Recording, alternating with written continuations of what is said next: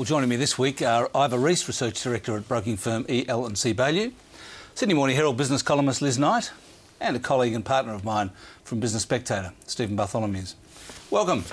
Hi, I guess the market likes mining companies. One Steel share price has kind of doubled this year, so they're really on a roll. Jeff Plummer's on a roll. Yeah, Jeff Plummer is on a roll, and I think perhaps we don't give him enough credit for the fact that he started this process quite some years ago, really before the Australian dollar really sort of, hit its stride.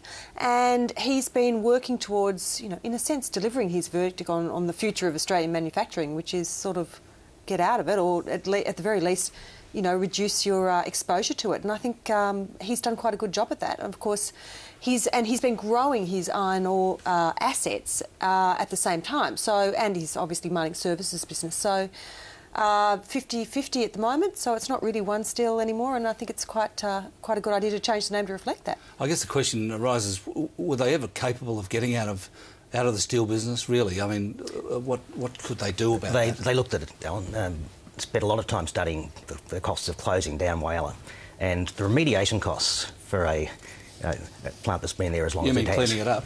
Cleaning up, taking the toxic stuff out of the soil, was going to be horrendous. So, as Plummer has said, it makes no sense to spend a lot of money closing it down when he believes it can actually be a significant cash positive business, and that's where they're heading. At the same time, it's kind of useful to have a steel business as a hedge against iron ore prices. So as long as it's not the major part of the portfolio and it's shrinking significantly as a part of the portfolio, it's not a bad thing to have that hedge. If iron ore prices fall, it's actually good for the steel business. And what about the price now? Do you think it's worth buying?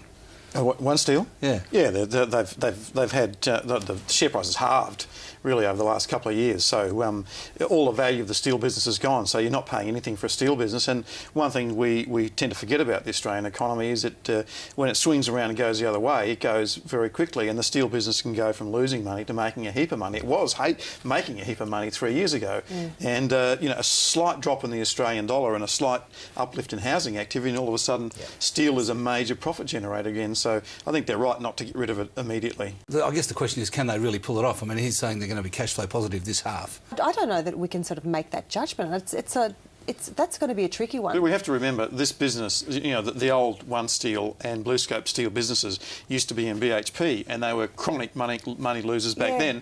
And people said they were never going to make money, but they were spun out and they made money for a long time. So I think it's wrong to write them off. I mean, Australia does have a lot of competitive advantage in just the cost of the raw materials and proximity. There's a lot of competitive advantage there. It's just at the moment our currency, which is wildly and grossly, over its fundamental value, that's the problem. At some point, it will return to fair value.